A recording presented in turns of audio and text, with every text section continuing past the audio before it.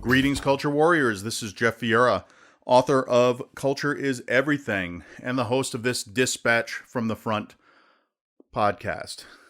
Today, I got a really interesting article to go over with you.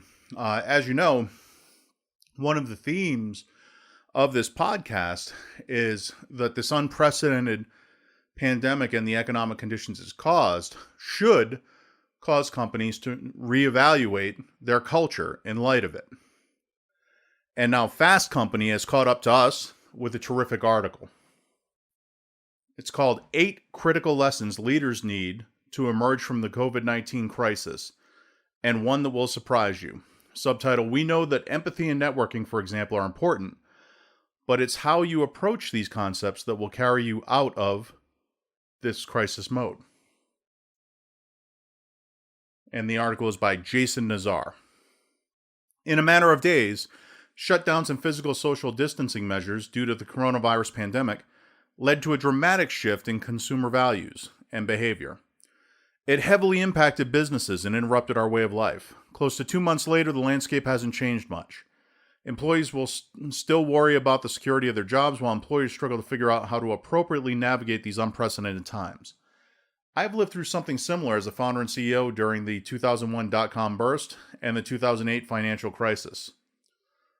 Boy, the author has been about as fortunate as I have. I was on the front lines of both those things. In both cases, the industry survived and eventually recovered, and I learned some valuable lessons about the resilience of companies during periods of economic downturn. These are hard-won lessons we can take with us on the other side of this unpredictable period of volatile market conditions and tremendous change. Okay, boy, does that resonate with me. I was recently talking to a recruiter, and one of the questions she had was, hey, what would separate you from other candidates for the role? And as I thought about it, I realized that what separated me was not so much the successes I'd had, because let's face it, everyone who's a candidate for a role, and when you get to a certain level, a certain time in your career, you have no shortage of successes to point to. Your resume is pretty well stuffed with some success. But what really separated me, I felt, was my failures, because I had been there in the dot-com and ridden a company down when that bubble burst in 2000, 2001. I'd been in banking during the financial crisis. You know, one of the most incredible moments in my career came when there was a moment in the banking crisis where Wall Street, the great Wall Street financial institutions, had to refound as kind of standard banks to meet the reserve requirements that normal banks had to meet, etc. This was a moment that the CEO of Bank of America, Ken Lewis, had long anticipated. This is what he and the founder of Bank of America, Hugh McCall, were looking for their whole lives. They started out as a scrappy North Carolina, Charlotte-based banking startup going toe-to-toe with these arrogant Wall Street bankers. And the rules favored those Wall Street bankers in very fundamental ways. The finger was on the scale, and yet they still fought back and fought back and fought back and clawed a position at the top of the banking industry, despite the fact that they weren't on Wall Street. You know, Bank of America is still headquarters in Charlotte. Charlotte is a big banking center in large part because Bank of America made them one. Well, on that day, which was the pinnacle of Ken Lewis's career, Main Street had finally won over Wall Street. Well, within 24 hours, he was fired. So it's almost Shakespearean in the scope of that tragedy. Now, my part to play in that was very small. I was in the business working on some things. But it was an indictment of us all. I'd been at the bank for about 5 years and working in various quality roles, working with data analytics. And when I was sitting down for a meeting with the head of the uh, of our checking and credit card business, this whole crisis had just broken, and and I was talking about the usual stuff that we in the quality space did to help them manage their business. And his response was, if you want to help me out, do something about this. And he tossed me his package of metrics, his dashboards. He said, I've been looking at these week in and week out for years, and all of them were flaming green, and none of them warned us that we were about to drive straight off a cliff. So they're useless. It really struck home with me because, of course, while we didn't develop that particular package, none of us in the Six Sigma space really anticipated any of what was to come. In fact, we were leaning in the opposite direction. Prior to the financial crisis, a lot of the work was centered around Basel II and how we could actually lower the amount of reserves necessary by proving that we had our risk under control. So kind of ironic. We're sitting here touting our risk management at the very time it was about to blow up in our faces. But that's an example of a failure, and it is a failure. That crisis was one we should have seen coming. If you take pride in your ability to look at metrics and data and sift reality from them and make good predictions and everything else, and you miss the biggest event, of the of all industries really at that time period, then you have to view it as a failure. But what I took away from that failure was how important it was to not just look at what's easy to measure, but to measure what you ought to be looking at. And I had the chance coming out of that to rebound in response to that particular business leaders challenge to develop a great tool for looking at risk comprehensively. Last I heard, they were still using it. But my point is when you come out of failure, make sure you don't leave empty-handed. Crawl from that wreckage, grab something on the way out that you can carry with you further in your career. Back to the article. Use emotional intelligence. Instead of projecting arrogance, fear, or silence during this challenging time, leaders need to over-communicate and keep employees informed on what they're doing to support the organization and its people. They should use their skills of empathy and understanding, digging beyond the generic "how are you," by asking more meaningful questions such as, how are you taking care of yourself? How can we help you feel productive? What will make you feel more engaged? What do you hope we will all learn or take away from this experience? People will be better equipped to handle change and transition better if there is a continuous, authentic, and transparent two-way dialogue. That all sounds good, but I'm telling you flat out, that means you're going to have to change leaders. Because most of the folks, at least in the operation space that I've worked in, they're flat out not capable of having that discussion. They don't even think about it. And they have a tendency, moreover, due to the nature of their personalities, that when these crises come, when these stressors hit, they do not reach out. They close off. The office door closes. The phone goes unanswered. A lot of people have gotten to those positions because they're considered to be reliable. It's a very important thing that when you're at a certain level and you're expecting someone to cover a whole line of business, a whole discipline, you need to know that they're going to show up and do what needs to be done because you don't really have the time to check up on them. And in some cases, you don't have the knowledge to even know if they're doing it right. So reliability is very important, but unfortunately, the kind of people for whom reliability is their hallmark, well, they tend to rely a lot on past experience. And when you get unprecedented events such as these, well, you go back through the Rolodex and this has never happened before. So the default is to go back to what you know much earlier in your career, which was doing everything yourself. And so that's what they do. They just do everything themselves until they can figure it out. And in the meantime, you've got an organization that's waiting for leadership and not getting it because these guys are, down the tunnel of, very minute specific problem solving.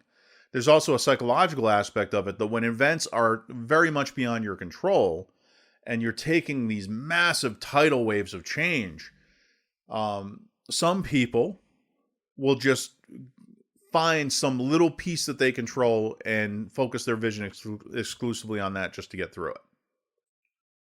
What they're talking about there in terms of emotional intelligence, they don't have that.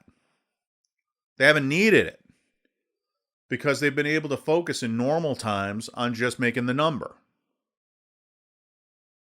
And it's pretty simple. Hey, you make the number. If you're not making the number, guess what? We'll go get somebody else who will make the number.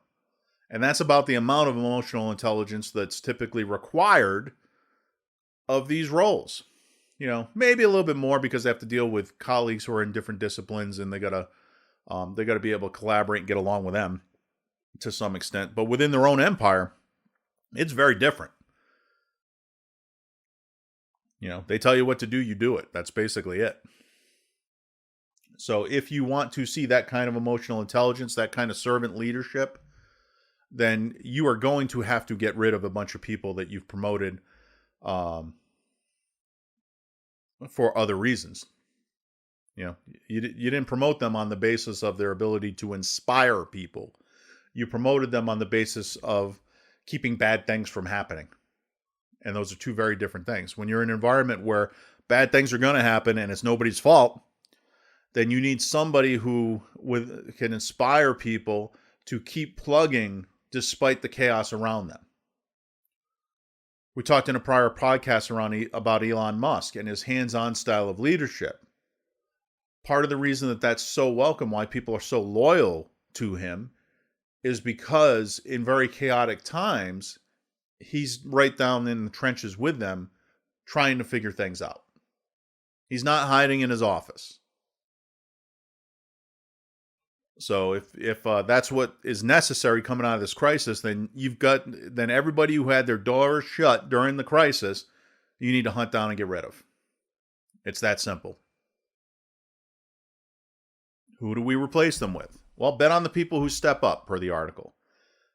It says, in times of crisis, you find out who your real leaders are. Pay attention to those who aren't in managerial roles, who demonstrate they are committed and willing to go the extra mile, even if they aren't asked to step up or it's not in their job description.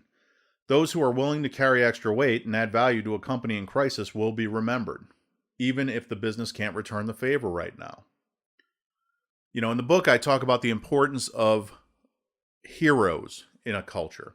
And I don't mean that in the sense that, in some companies you have such poorly designed processes that a level of heroism is required to get anything done. That's not what I mean. What I mean is people who epitomize the values of the company. These are the people who, if you watch the old war movies, they're not just firing back at the enemy, but they're moving around checking on the other folks in their platoon, making sure they're okay, making sure they have what they need. They're tending to the wounded. They are the force multipliers that keep everybody motivated and moving forward. And these types of crises tend to uncover who they are because they punch so much above their weight. They're everywhere. And they're doing a lot of the things that we talked about above in emotional intelligence to help people get through a very trying time. It's funny because the types of bosses who lock themselves in offices get annoyed by these people. Because to them, we've got stuff to do and these people are just walking around chatting. And they don't understand the importance of those moments when somebody, a colleague, sees that you're having a difficult time and takes a moment to empathize with you. To let you know that you're more than just a cog in the machine. Everybody needs that from time to time. And they're not getting it from the people that are yelling at them about the numbers much of the time. Build on the 5 Ps. No matter which industry you're in, purchasing decisions may be slow during this time. Even with a great team in place and a product, with some market traction. Use this temporary pause to focus on making the 5 Ps of any investment, such as your company, better: people, product, progress, passion, and persistence. Brainstorm, strategize, prepare for the day when people will have the confidence to make buying decisions again. The market will eventually rebound, and the need for more innovative and better service will drive demand. There will no doubt be dramatic business model innovation as companies and technology catch up to the new consumer psychology. That is so important. This is a good time for doing the things that we claimed we didn't have the time to do before. If you go through Covey's model, this is a good time to work on the important, non-urgent quadrant of things. Because then it'll be ready when demand picks up again.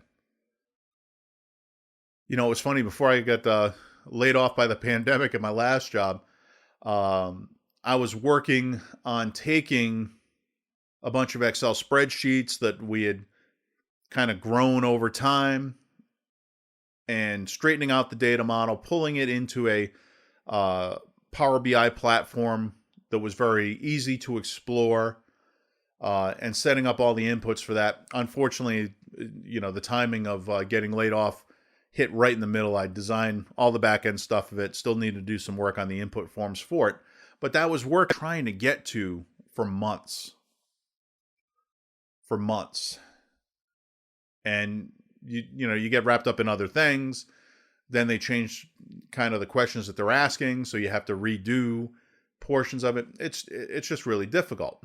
I had a colleague who had an even more complicated application that he was working with, and his was actually tied into some new development that we had going on, but he was still running everything off of Excel spreadsheets, and just an absolute nightmare to manage. And I was begging him, I was saying, look, I will carve out 2 days with you. Let's sit down and revise this data model so that we can make this thing manageable. I can only imagine the headaches that he's got today with fewer people and not having been able to take the time to do it. So it's important. Take that time. Do those things that, the things that require a little thought and a little craftsmanship that you weren't able to do before. Now's the time to do those, while saving some time so you can check in with your teammates and display that empathy. Authentically contribute to your community. Remember that we're in this together. Figure out what your business can do to positively contribute to your community, as long as it's authentic. Since Comparably is a workplace culture platform with expertise in employer branding and recruiting, we're providing a host of free tools, including employee insights, salary benchmarking, and branding marketing software. I'm also hosting webinars with top industry leaders whose businesses range from Zoom video, communications, and Qualtrics to Mattel and Chipotle. They share best practices on how they manage during times of crisis. I've seen some great companies doing this. One of my favorite companies in the world is a company called Lucas Systems. So they make supply chain information technology that help empower the warehouse worker.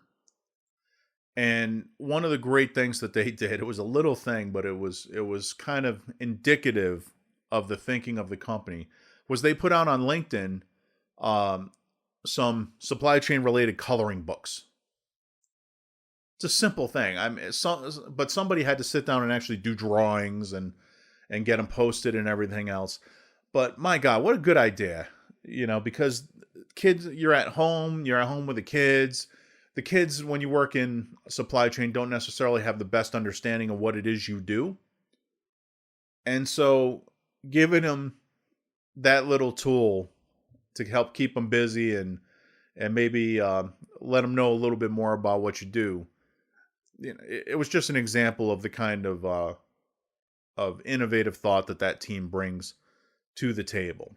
And it was something that they don't, they put it out there free on LinkedIn. It's not like Lucas gets a license fee because somebody's coloring in a forklift.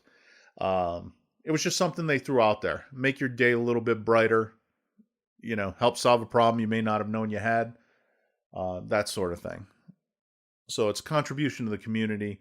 Um, and it's a little thing that people tend to remember. Don't be afraid to adapt, pivot, or reshape your business. The best ideas and innovative product solutions often require creativity and listening. Tune in to the needs and wants of the customers through online forums and focus groups, or to employees by asking what they would do if they ran the company. This is one of the biggest lessons Mattel President and COO Richard Dixon shared during our recent fireside chat. Under his leadership, Mattel redefined itself by launching the first gender-neutral Barbie, as well as diverse dolls with different body types, skin tones, and hair, all intended to more closely reflect the world today. The iconic brand also converted part of its U.S. workforce to produce face shields and masks from Barbie and Fisher-Price material to help frontline healthcare workers in the pandemic. By supporting your community, unite and strengthen your own company.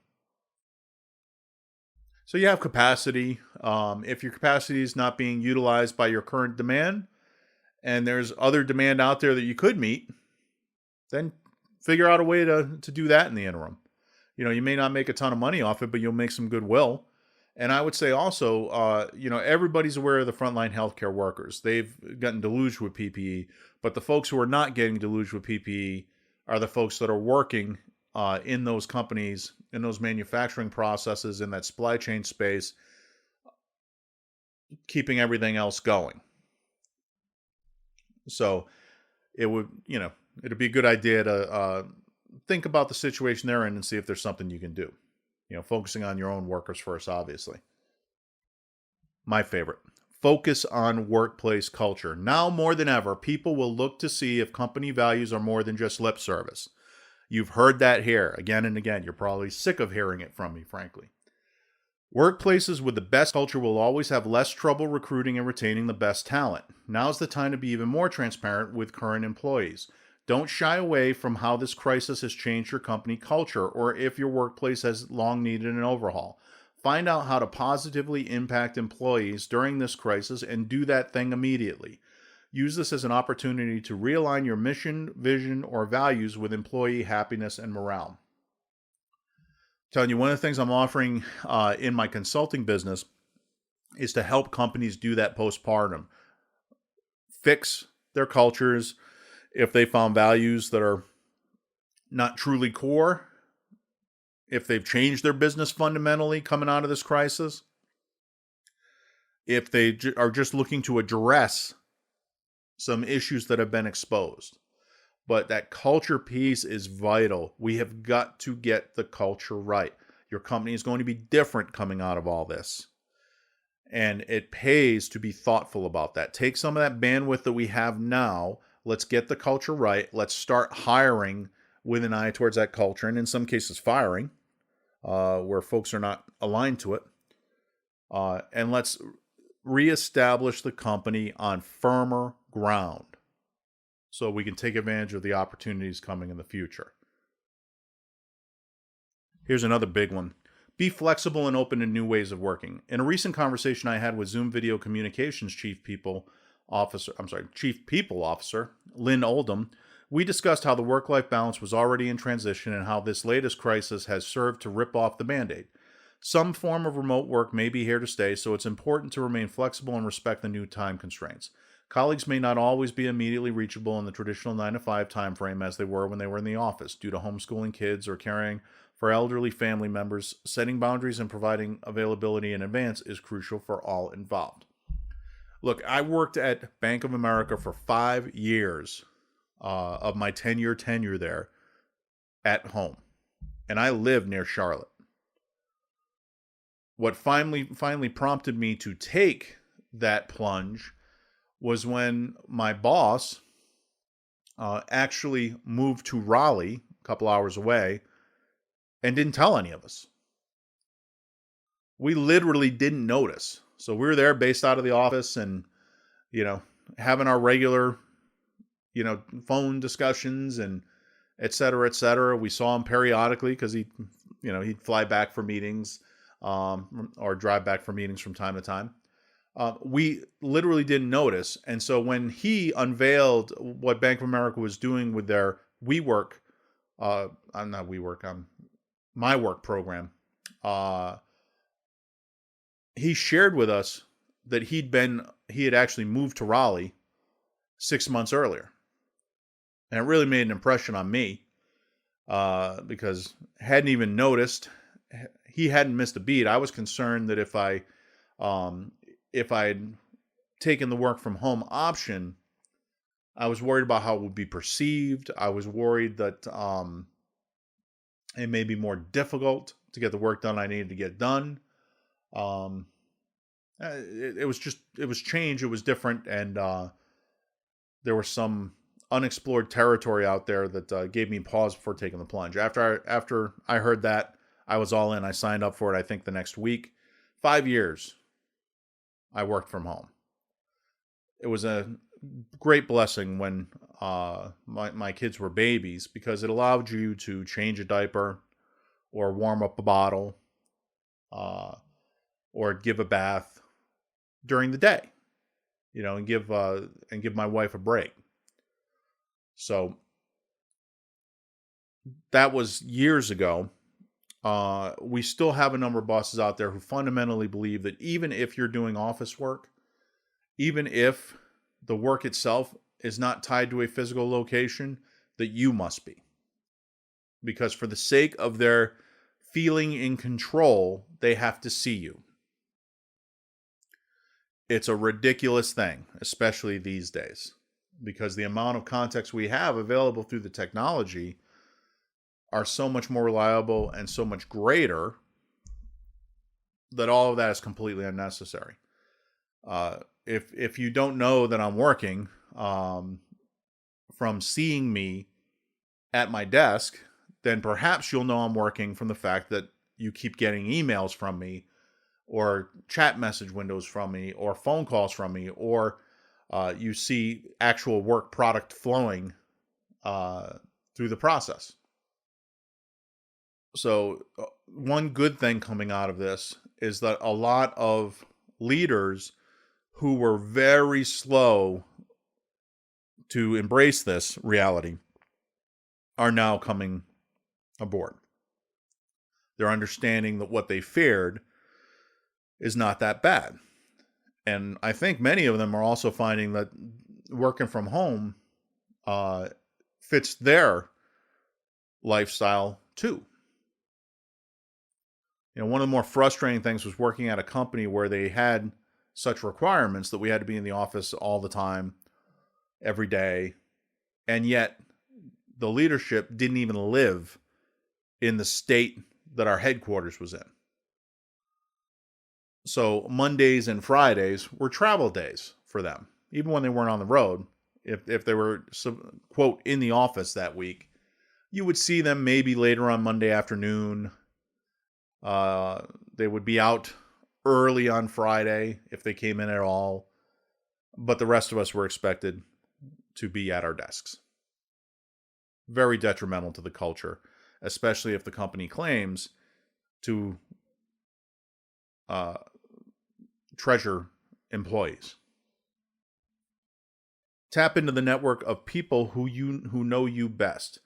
Ask your connection of friends, family, colleagues, and clients if they can give warm introductions to your potential new business contacts. There are many people willing to support others during this time, more so than when waters were calmer. A great example of this is when Qualtrics CEO Ryan Smith shared a story with me about a friend in his network who asked during the last economic crisis if he knew of any open tech positions. Ryan didn't, but instead gave his friend a free Qualtrics license to find a data analyzing job.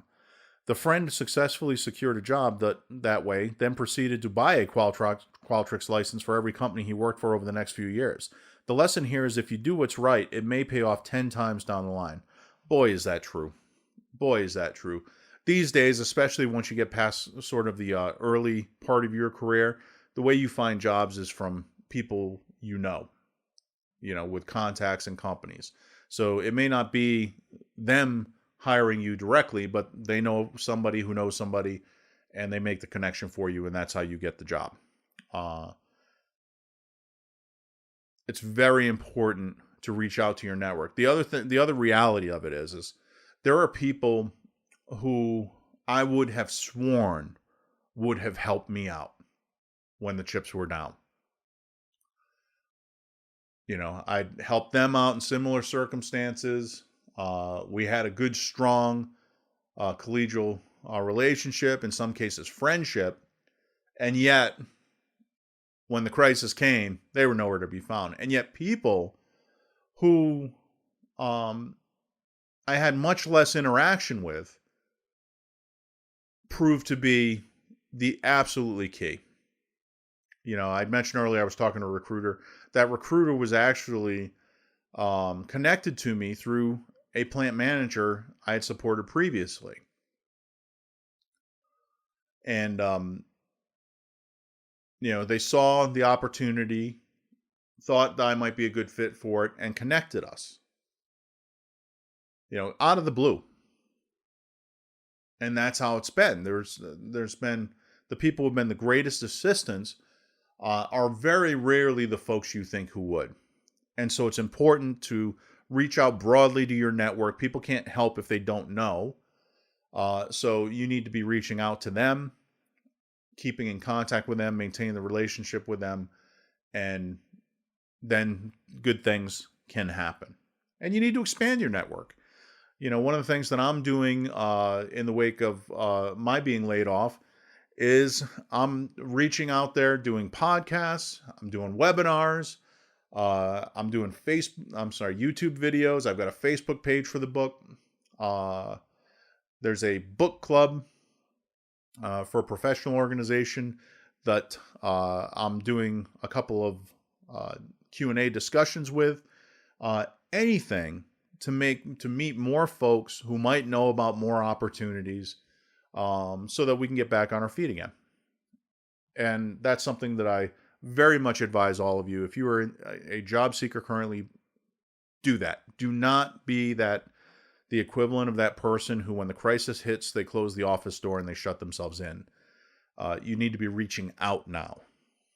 It can be painful at first, but that's the only way these things pay off. When we will emerge from this current crisis is uncertain, but based on my experience, one thing remains true. We all rely on leaders to thoughtfully navigate choppy waters with resolve and strength.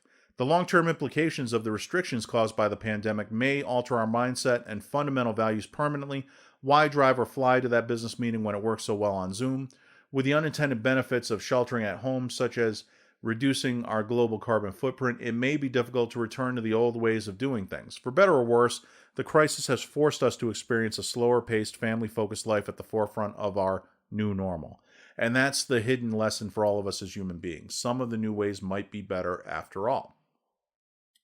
I agree with most of what's said there, but I think you have to realize that business is based on relationships. So the example I gave of working from home was great day in and day out, but there are some circumstances where it's not so great. So if you've got a company which is trying to make a major shift and is relying on cross-functional collaboration of the leadership in order to make that happen, and you've got new entrants to that leadership team, well, you need to bond them. And it's hard to bond them when everybody's, working from home and just a face on a screen. So there is a need that human beings have for proximity and contact that should not be ignored. Now, does that mean that everybody in your team has to be, right near you every day? Nah, not for most jobs and most in office environments, certainly. But it does mean that you got to recognize that the lesson you don't want to take away from this is that we're moving to a world where people are just faces on a screen. I think that would be a bad lesson to learn from this. The ability to work remotely, the ability to collaborate through technology, these are good things. These enhance the business process.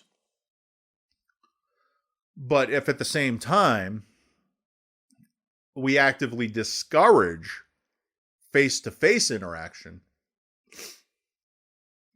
I think that's a big mistake. One of the things about EQ is done one-on-one. By that, I mean you have to tune in to the individual.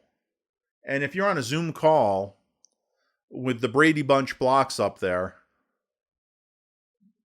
and these tiny little screens, and you're looking at your material, and it's just impossible to get the same amount of information and feedback from that as when you're standing right in front of somebody and you can see that their arms are crossed. You can see that their jaw is set. You can see that they're not looking at you, or conversely, their eyes are boring right through you. So we can't replace entirely that in-person relationship, and nor should we. A lot of the best business is done after the meeting, when people go to dinner, or around the conference table when pizza has been ordered in and everybody's haggling through a really difficult problem on a whiteboard.